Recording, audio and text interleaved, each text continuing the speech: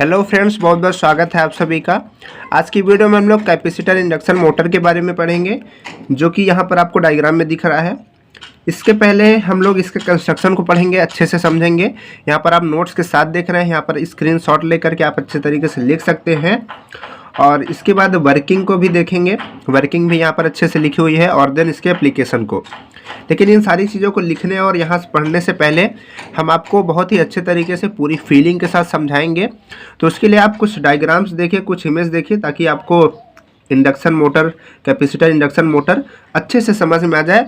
आप समझ जाएं कि इसका यूज कहाँ होता है, क्यों यूज करते हैं, क्या काम होता है। देखिए यहाँ पर आप एक डायग्राम देख रहे हैं, जो कि डायग्राम एक फ़ैन का है, जो हमारा सीलिंग फ़ैन होता है, ऊपर वाला पंखा होता है, उसी का है। इसमें इसकी ब्लेड्स जो लगी होती हैं उसको निकाल दिया गया है। यहाँ पर ब्लेड्स लगी होती हैं, केवल इसकी बॉडी है जो रोटेट करती है। और यहाँ पर आप लोगों ने उसी के साथ में ये वाइट कलर का लगा हुआ आप लोगों ने देखा होगा, इसी को हम बोलते हैं कैपेसिटर। कि जो हमारा ये फ़ैन होता है, इसमें कैपेसिटर क्यों लगाया जाता है? क्योंकि जो हमारा ये फ़ैन होता है, ये सिंगल फेज इंडक्शन मोटर होती है। तो ये क्या होती है, सेल्फ स्टार्टर नहीं होती है। तो सेल्फ स्टार्ट करने के लिए हम लोग कैपेसिटर का इस्तेमाल करते हैं। अब क्या करता है हमारा कैपेसिटर, ये सेल्फ स्टार्ट से जो सेल्फ स्टार्ट नहीं होती है वो सेल्फ स्टार्ट बन जाती है, उसको समझिए। उससे पहले आप कुछ और तरह से जो हमारे कैपेसिटर होते हैं उसको देख लीजिए। इस तरीके से आप लोगों ने जो छोटे छोटे सर्किट होते हैं, चाहे टीवी अगर आप खोल के देखेंगे जो पुरानी वाली आती थी, या फिर कोई स्पीकर या बाजा या कुछ भी खोल के देखेंगे, तो इस तरीके से आपको बहुत ढेर सारे कैपेसिटर लगे हुए दिखते हैं। अब हम लोग इसका कंस्ट्रक्शन को समझेंगे। देखिए, कंस्ट्रक्शन को समझने के लिए आपको इस डायग्राम को समझना बहुत ही ज़रूरी है। यहाँ पर आप देख रहे हैं ये रोटर लगा हुआ है, जो कि स्क्वायरल केज रोटर है। और इसमें यहाँ पर मेन वाइंडिंग लगी होती है, और यहाँ पर एक्सिलरी वाइंडिंग होती है। मेन वाइंडिंग यहाँ पर पोल्स में लगी होती है। यहाँ पर पोल नहीं दिखाया गया है, क्योंकि यह हमारा जो है लाइन डायग्राम है, तो पोल्स इसमें नहीं दिखा सकते।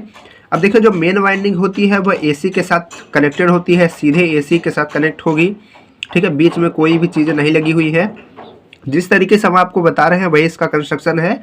और जो इसमें एक्सिलरी वाइंडिंग लगी होती है, देखिए वह भी मेन सप्लाई के साथ ही जुड़ी होती है। एक यहाँ जुड़ा हुआ है, दूसरा यहाँ जुड़ा हुआ है, लेकिन उसके बीच में हमारे पास यहाँ पर ये कैपेसिटर लगा होता है। ये कैपेसिटर का सिंबल है, कैपेसिटर यहाँ पर लगा होता है एक्सिलरी वाइंडिंग के साथ में। ठीक है, और यहाँ पर ये स्क्वायरल केज रोटर है। इस तरीके से इसका हमारा कंस्ट्रक्शन होता है। अब देखिए, अब हम लोग इसकी वर्किंग को समझते हैं, और तब आप समझ जाएंगे कि हमारा ये जो कैपेसिटर है यूज क्यों होता है। अब देखिए, यहाँ पर भी समझना थोड़ा सा ज़रूरी है कि कौन सी चीज़ें कहाँ लगी हुई हैं। यहाँ पर आप देख रहे हैं ये पिंक कलर का जो वायर है, ये मेन सप्लाई है, जो कि इधर से आ रही है, ये पिंक कलर का वायर। अब देखिए, यहाँ पर दो तरीके की वाइंडिंग है, एक पिंक है और एक येलो है। तो ये जो आपको पिंक कलर की यहाँ पर वाइंडिंग दिख रही है, ये मेन वाइंडिंग है। ये केवल एक सिंगल वायर दिखाया गया है पूरी वाइंडिंग का। बहुत ढेर सारे वायर होते हैं, लेकिन समझाने के लिए केवल सिंगल वायर दिखाया गया है। अब देखिए, ये जो मेन सप्लाई आई है हमारी पिंक कलर की, वो पिंक वाले के साथ यहाँ कनेक्टेड है। ठीक है, बीच में देखिए कोई चीज़ नहीं है। फिर यहाँ से आते हुए यहाँ से ये नीचे यहाँ गई हुई है। ठीक है, दिख नहीं रहा है क्योंकि ये सामने कैपेसिटर रखा हुआ है। तो यहाँ से नीचे जाते हुए देखिए यहाँ पर ये कनेक्टेड है।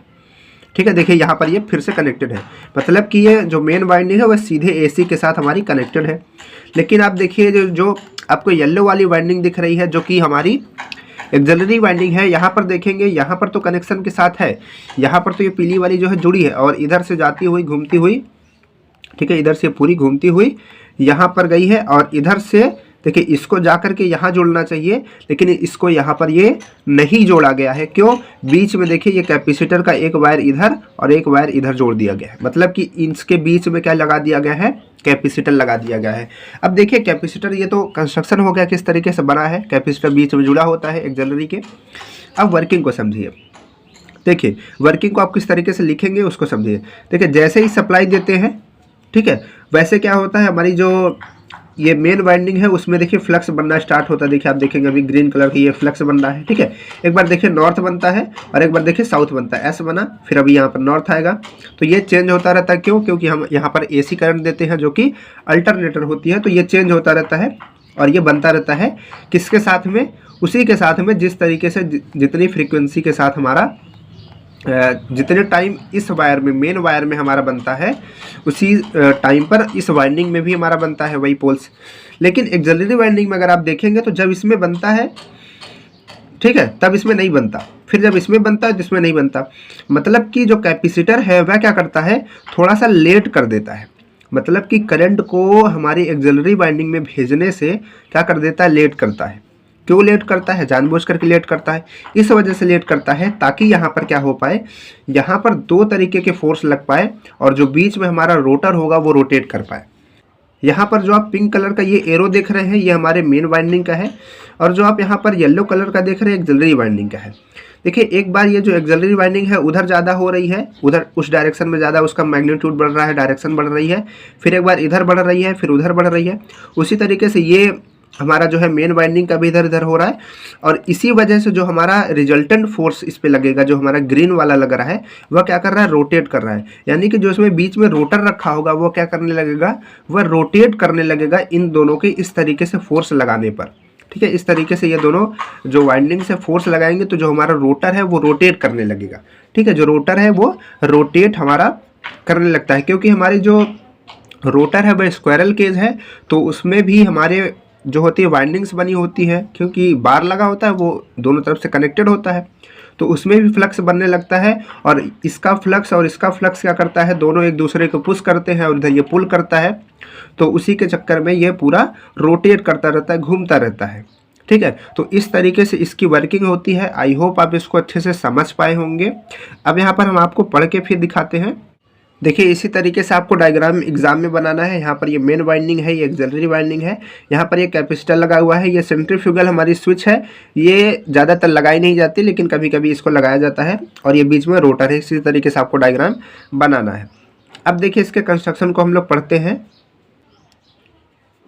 देखिए इसका कंस्ट्रक्शन में क्या लिखा है, इसके स्टेटर में दो प्रकार की वाइंडिंग होती है। एक होती है स्टार्टिंग वाइंडिंग, ठीक है, एक स्टार्टिंग वाइंडिंग होती है जिसको हम लोग एक्सिलरी वाइंडिंग बोलते हैं, और एक होती है रनिंग वाइंडिंग जो मेन वाइंडिंग होती है, जो कि परस्पर 90 डिग्री एंगल पर स्थित होती है। मतलब जो हमारा कैपेसिटर होता है वह क्या करता है, 90 डिग्री का जो इलेक्ट्रिकल एंगल है वो क्रिएट कर देता है, ताकि हमारा जो फोर्स है वो रोटरी फोर्स लगे। स्टार्टिंग वाइंडिंग के श्रेणी क्रम में कैपेसिटर तथा सेंट्रीफ्यूगल स्विच जुड़ा होता है। मतलब जो स्टार्टिंग वाइंडिंग होती है उसी के सीरीज में हमारा क्या होता है, कैपेसिटर जुड़ा होता है। उसके बाद देखिए मोटर का कैपेसिटर समांतर उसके बाह्य आवरण पर स्थित होता है। जैसा कि हमने आपको दिखाया था, फैन में जो होता है हमारा सीलिंग फैन, वो जो कैपेसिटर होता है उसके बॉडी पर रखा होता है, उसकी बॉडी पर ही हमारा नट बोल्ट से लगा होता है। इसके बाद देखिए वर्किंग को, जब मोटर को सिंगल फेज सप्लाई से जोड़ा जाता है तो स्टार्टिंग व रनिंग वाइंडिंग द्वारा उत्पन्न मैग्नेटिक फील्ड परस्पर 90 डिग्री फेज डिफरेंस पर कार्य करता है। ठीक है, 90 डिग्री का फेज डिफरेंस होता है एक दूसरे के बीच पे। इस प्रकार यह मोटर स्टार्टिंग के लिए 2 फेज मोटर की भांति व्यवहार करती है। मतलब कि एक तरीके से उसमें ऐसे लगता है कि जैसे वो हमारे 2 फेज मिल रहे हों। एक फेज हमारे स्टार्टिंग वाइंडिंग से, मतलब एक फोर्स हमारा स्टार्टिंग वाइंडिंग से, एक हमारा मेन वाइंडिंग से मिलता है, जिससे हाई स्टार्टिंग टॉर्क उत्पन्न होता है और मोटर क्या करने है, घूमने लगती है, जैसा कि हमने आपको अभी एनिमेशन में दिखाया था। उसके बाद देखिए जब हमारी जो मोटर होती है समान चाल से चलने लगती है, तो जिस मोटर में हम अपना सेंट्रीफ्यूगल स्विच लगाते हैं वो उसको कट कर देता है एक्सिलरी वाइंडिंग के कनेक्शन को, और जो मोटर है वो रोटेट करती रहती है। तो इस तरीके से इसकी वर्किंग होती है। अब देखिए इसका एप्लीकेशन कहाँ कहाँ होता है, कंप्रेसर में होता है, रेफ्रिजरेटर में होता है, टुल्लू पंप जिससे हम लोग पानी खींचते हैं, छोटा सा पंप होता है, और आप सीलिंग फैन में इस तरीके से लिख सकते हैं, क्योंकि कई जगहों पर इसका इस्तेमाल होता है। तो ये आप स्क्रीनशॉट लेकर के अच्छे से समझ सकते हैं। और इस तरीके से हमारा कैपेसिटर इंडक्शन मोटर की वर्किंग होती है। और फैन जो हमारा सीलिंग फैन होता है, ये भी आप समझ चुके हैं कि हम उसमें कैपेसिटर क्यों लगाते हैं, क्योंकि वो सेल्फ स्टार्टेड नहीं होता है। तो चलिए मिलते हैं फिर किसी नेक्स्ट वीडियो में किसी नए टॉपिक के साथ। तो इस वीडियो को लाइक कीजिए, चैनल को भी सब्सक्राइब कीजिए। अगर अच्छी लगी हो वीडियोस तो दोस्तों को ज़रूर बताइए। चलिए मिलते हैं फिर, बाय बाय।